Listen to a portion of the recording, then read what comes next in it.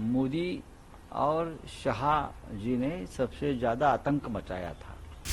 जो हमारे साथ नहीं है उनको प्रताड़ित करो। प्रभु श्री राम भी उनको नहीं बचा पाया। जहां राम जी का स्थान रहा उस सभी जगह पे बीजेपी हार गई। महाराष्ट्र की राजनीति में गंदगी फैलाने का काम देवेंद्र फडणवीस जी ने किया है। ये सरकार की उम्र लंबी नहीं है। मोदी जी खुद 75 साल के हो गए। तीसरी बार हो जाने दो, तीसरी कसम लेने दो, चौथी कसम हम देख लेंगे। महाराष्ट्र, उत्तर प्रदेश, पश्चिम बंगाल ऐसे स्टेट्स है जहां मोदी और शाह जी ने सबसे ज्यादा आतंक मचाया था, बहुत बड़ा आतंक मचाया था। महाराष्ट्र में तो सबसे ज्यादा सबको परेशान किया। सत्ता जो होती है वो देश और जनता की सेवा और विकास के लिए होती है। यहाँ डेमोक्रेसी है, लोकतंत्र है। लोकतंत्र में अपने विरोधियों को भी महत्व दिया जाता है। ये इस देश की राजनीति की सभ्यता है, परंपरा है। लेकिन मोदी और शाह जी ने एक नई परंपरा शुरू की। जो हमारे साथ नहीं है उनको प्रताड़ित करो, उनको जेल में डालो।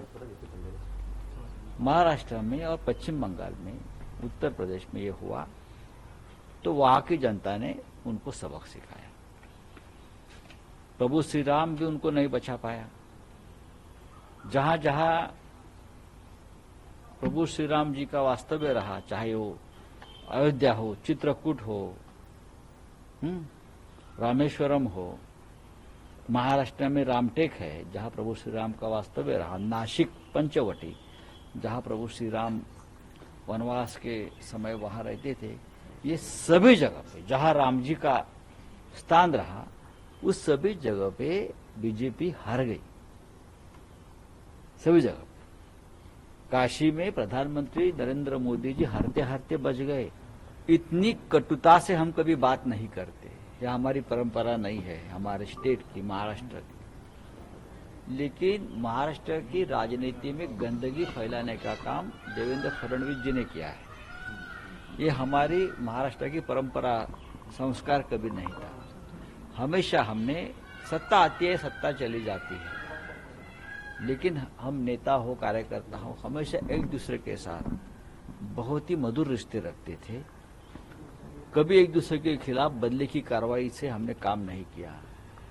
किसी नेता या पार्टी के खिलाफ यंत्रणा, सिस्टम का दुरुपयोग नहीं किया। लेकिन ये शुरुआत देवेंद्र फडणवीस जी ने महाराष्ट्र में की है और इसीलिए उनकी पार्टी जमीन पर आई है। अब मैं मानता हूं चुनाव हो गया है, चुनाव खत्म हो गया है तो हम सब भूल गए।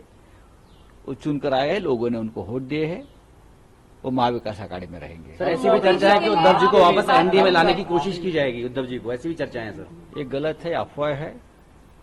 अगर कोई ये इस प्रकार का सोच लेकर अफवाह फैलाता है तो मैं इतना ही कहूंगा, अगर हमारे मन में ये विचार आता है तो ये जनता के साथ द्रोह होगा, गद्दारी होगी, बेईमानी होगी। हमें कभी नहीं करेंगे। इंडिया गेट में कोशिश कर रहा है सर सरकार के लिए आपने कहा है कि सरकार भले ही वो बना ले लेकिन बहुत लंबी नहीं चलेगी। सरकार नहीं चलेगी। ये सरकार की उम्र लंबी नहीं है। मोदी जी खुद 75 साल के हो गए।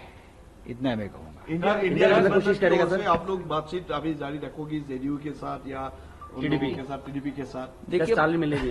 बात ऐसी है कि आज नीतीश कुमार, चंद्रा बाबू, चिराग पासवान ये एनडीए के मेंबर है, तो हम उनके साथ कैसे बातचीत कर सकते हैं।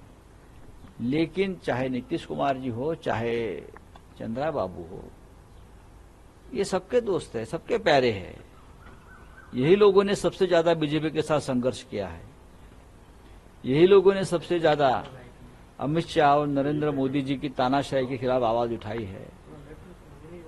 तो उनके डीएनए में डेमोक्रेसी है और रहेगी, और समय आते आपको पता चलेगा।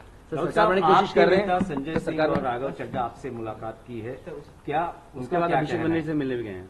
हाँ, आपके बाद अभिषेक बनर्जी से मिलने गए हैं, क्या कवायद चल रही है? किससे मिलने गए? अभिषेक बनर्जी से मिलने गए अभिषेक आपके से भी मिलने गए और अखिलेश यादव से भी मिले। इसी में सर एक और चीज जोड़ते हुए बोलूंगा कि आप लोग हमेशा शिवसेना, अरविंद केजरीवाल और हेमंत सोरेन की गिरफ्तारी पर आप लोगों ने विरोध किया जरूर है। हमने आवाज उठाया जी, है। तो सर अब क्योंकि नीतीश कुमार, चंद्रबाबू नायडू जैसे पुराने सहयोगी जिनको आप डेमोक्रेटिक भी बता रहे हैं, वो आ रहे हैं सरकार में। अब हम उनको सवाल पूछेंगे सरकार में आने के बाद, क्या आपकी सोच वही है संविधान रक्षा, डेमोक्रेसी की रक्षा, या आप भी मोदी और शाह के साथ बदल गए हैं? इस देश के 2 चुने हुए मुख्यमंत्री को जिस तरह से जेल में डाला है, हमारे जैसे सांसद हो और कोई मंत्री है, सबको जेल में डालकर आप राज करना चाहते हो, क्या ये आपको मंजूर है? ये सवाल तो हम उनको पूछेंगे। और आपके नेता आए थे, जी, क्या बातचीत हुई सर? सभी एक दूसरे के साथ संपर्क में है। अभी वो गए हैं तृणमूल कांग्रेस के नेता से मिलने। आज शाम को तृणमूल कांग्रेस के नेता उद्धव ठाकरे साहब को मिलने मुंबई में आ रहे हैं।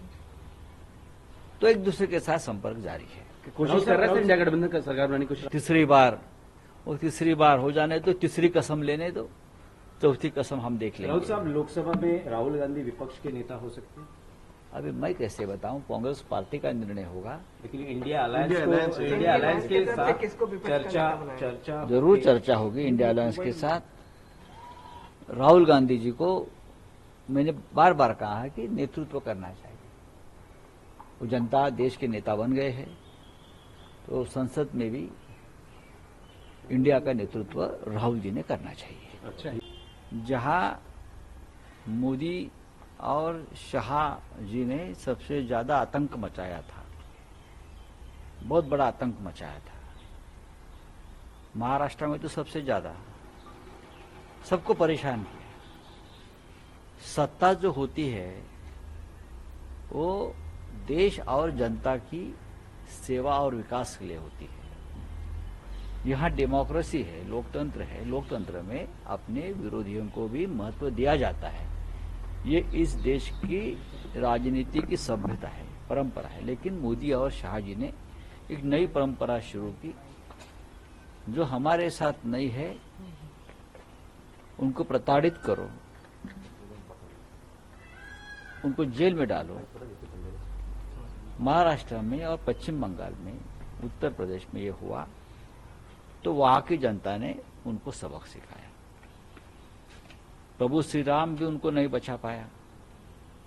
जहां जहां प्रभु श्री राम जी का वास्तव्य रहा, चाहे वो अयोध्या हो, चित्रकूट हो, रामेश्वरम हो, महाराष्ट्र में रामटेक है जहां प्रभु श्री राम का वास्तव्य रहा, नासिक पंचवटी जहां प्रभु श्री राम वनवास के समय वहां रहते थे, ये सभी जगह पे जहां राम जी का स्थान रहा, उस सभी जगह पे बीजेपी हार गई,